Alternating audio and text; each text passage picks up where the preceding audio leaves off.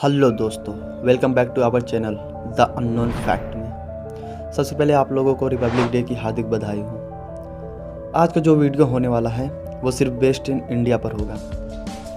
क्या आप लोग बता सकते हैं दुनिया का सबसे प्राचीन विश्वविद्यालय कौन था, या दुनिया का सबसे ज़्यादा पोस्ट ऑफिस कहाँ पर है, या फिर दुनिया का कौन सा देश सबसे ज़्यादा सॉफ्टवेयर एक्सपोर्ट करता है अदर कंट्री को? अगर ये सब फैक्ट आपको पता नहीं है तो वीडियो के एंड तक बने रहें। इस वीडियो में आपको ऐसे फैक्ट बताऊंगा जिसे सुनकर आप एक ही चीज़ बोलोगे, वाह, द रेन ऑफ फैक्ट। तो बिना टाइम वेस्ट करते हुए वीडियो को शुरू करते हैं।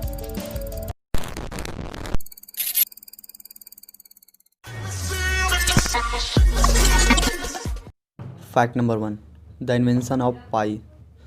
सबसे पहले हमको चलना होगा थोड़ा पास्ट में। बात है सन 1706 की, जब ब्रिटिश के मैथमेटिशियन विलियम जोन्स पाई का प्रतीक लैटिन भाषा से इस अक्षर को लिया था। फिर कुछ सालों बाद स्विट्ज़रलैंड के मैथमेटिशियन लियोनार्ड यूलर ने इस चिन्ह को पूरी दुनिया में लोकप्रिय कर दिए थे। अब तुम लोग सोच रहे होगे कि इन अंग्रेज़ों की कहानी हमें क्यों सुना रहा है, तो भाई थोड़ा सब्र करो।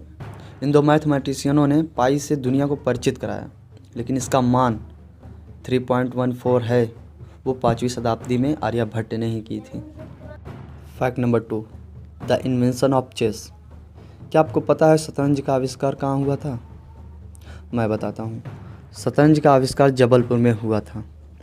माना जाता है कि इसे रावण की पत्नी मंदोदरी ने इसका आविष्कार किया था, और यह भी कहा जाता है मंदोदरी अपने पति रावण से बहुत प्रेम करती थी। इसका आविष्कार उन्होंने ये सोचकर किया कि रावण जंग के अलावा कुछ समय उनके साथ व्यतीत करें। इसका प्राचीन नाम चतुरंगिनी था, जो संस्कृत से लिया गया था, जिसका अर्थ 4 अंगों वाली सेना थी।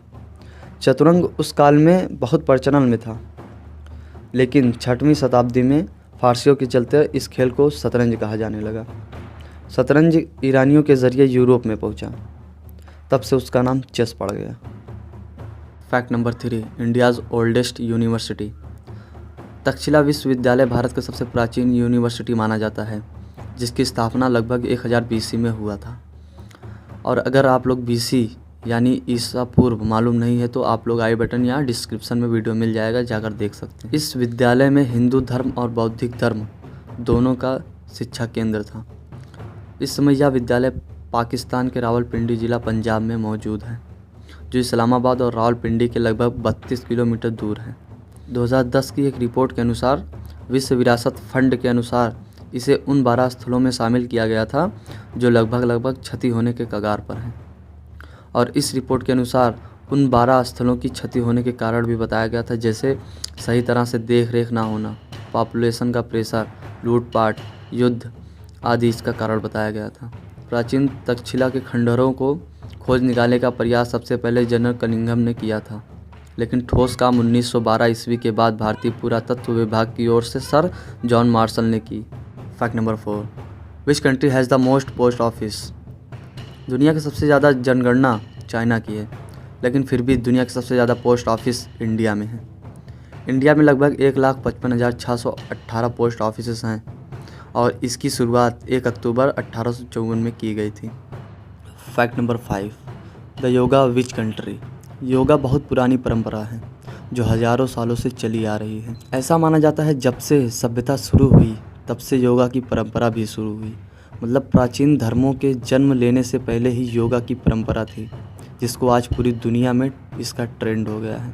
अभी हाल ही में पश्चिमी विद्वान ये मानते चले आए हैं कि योगा का जन्म लगभग 500 ईस्वी पूर्व हुआ था, जब बौद्ध धर्म का जन्म हुआ। बौद्ध धर्म से ही योगा का प्रचलन पूरे संसार में तेज़ी से फैल गया। Fact number 6, snake ladder.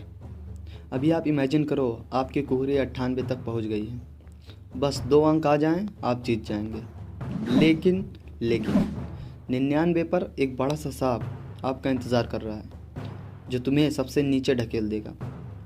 बस इसी गेम को किस्मत का खेल भी कहते हैं। जितनी अच्छी आपकी किस्मत उतना अच्छा आपका पासा। अगर आप हिंदुस्तान से हैं तो लूडो ज़रूर खेला होगा। उस लूडो में 2 गेम होते हैं, एक लूडो और दूसरा सांप सीढ़ी, जिसको इंग्लिश में स्नेक लैडर भी कहते हैं। लेकिन आपको जानकर हैरानी होगी कि इस खेल का जन्म भी हिंदुस्तान में हुआ था। प्राचीन भारत में इस खेल को मोक्ष पट या मोक्ष पाटमों के नाम से भी जाना जाता था। कुछ इतिहासकारों का दावा है कि इस खेल को दूसरी शताब्दी ईसा पूर्व में खेला गया था, लेकिन कुछ लोगों का यह भी मानना है कि इस खेल को स्वामी ज्ञानदेव ने 13वीं शताब्दी में इसका आविष्कार किया था। इस खेल का आविष्कार बच्चों को किस्मत और नैतिकता का पाठ पढ़ाने के उद्देश्य से किया गया था। इस खेल में कई सारी सीढ़ियाँ और सांप रहते हैं। सीढ़ियों का मतलब पुण्य, जो इंसान अपने दम पे करके आगे बढ़ता है, और सांप का मतलब है बुराई, जो इंसान किसी का बुरा चाहेगा वो जिस स्थान पर रहेगा वापस उसको नीचे सोन पर लाकर कर देगा। इसीलिए इस खेल में सीढ़ियों से ज़्यादा सांप की तादाद थी, जैसे इंसान के जीवन में अच्छाई से ज़्यादा बुराई की। Fact number 7, which religion was born in India. Bharat एक ऐसा देश है जो धार्मिक विविधता को कानून और समाज दोनों के द्वारा मान्य प्राप्त कराई। भारत के पूरे इतिहास में धर्म का यहाँ की संस्कृति में एक स्थान रहा है। भारत में पूरे विश्व की 4 प्रमुख धर्म को जन्म दिया है, जो आज पूरी दुनिया में कहीं न कहीं से अपनी आस्थाओं को बरकरार रखी है। जी हाँ, मैं बात कर रहा हूँ हिंदू, जैन, सिखिज्म और बौद्ध धर्म की। मौर्य साम्राज्य के समय तक भारत में सिर्फ 2 प्रकार के धर्म थे, एक श्रमण धर्म और दूसरा वैदिक धर्म। इन दोनों धर्मों की परंपरा लगभग हजारों सालों से साथ साथ चली आई है। बौद्ध धर्म और जैन धर्म दोनों की परंपराएं श्रमण से निकल कर ही आई हैं, जबकि आधुनिक हिंदू वैदिक परंपराओं से निकले हैं। पारसी धर्म और यहूदी धर्मों का भी भारत में एक प्राचीन इतिहास रहा है। लगभग हजारों भारतीय इन धर्मों का आज भी पालन करते हैं। पारसी तथा बहाई धर्मों का पालन करने वाले सर्वाधिक लोग भारत में ही रहते हैं। भारत की जनसंख्या के अनुसार 0.2% लोग बहाई धर्म का पालन करते हैं। Fact number 8, the highest software exporter in the world. क्या आपको पता है दुनिया का सबसे ज़्यादा सॉफ्टवेयर एक्सपोर्टर कंट्री कौन है? जी हाँ, आपने सही सोचा है। दुनिया का सबसे ज़्यादा सॉफ्टवेयर एक्सपोर्टर हमारा भारत ही है। 1947 ब्रिटिशों के बाद हमारे भारत में एक एजुकेशन की ट्रेंड बन चुकी है, और ख़ासकर टेक्नोलॉजी के मामले में। जिस तरह अंग्रेज़ों के राज में हमारा भारत एजुकेशन के मामले में 0.01% था, उसी तरह आज के डेट में हमारा भारत एजुकेशन के मामले 74% हो गया है। तो बात करें टेक्नोलॉजी के मामले में, जो हमारे भारत के लोग दुनिया की बड़ी बड़ी कंपनी और बड़े बड़े सर्च इंजन के हेड बने हुए हैं। हिंदुस्तानियों के नीचे अब अंग्रेज़ों को काम करना पड़ रहा है, और दुनिया की English speaking second largest country भी हमारा भारत है। Too much fun. तो पिछले वीडियो मैंने आपसे कुछ सवाल पूछा था कि इंग्लिश के अल्फ़ाबेट में से सबसे ज़्यादा कौन सा कैरेक्टर हम यूज़ करते हैं। तो आंसर है सबसे ज़्यादा हम ई का इस्तेमाल करते हैं। नॉर्मली जब हम किसी से चैटिंग या बात करते हैं तो सबसे ज़्यादा ई का यूज़ होता है। तो वीडियो को अब यहीं पे एंड करते हैं। वीडियो पसंद आई तो वीडियो को लाइक शेयर ज़रूर करना, और अगर कन्फ्यूज़न है या कोई सवाल है तो कमेंट सेक्शन में टाइप ज़रूर कर देना। तो मिलते हैं अगले वीडियो में, तब तक के लिए हैप्पी रिपब्लिक डे।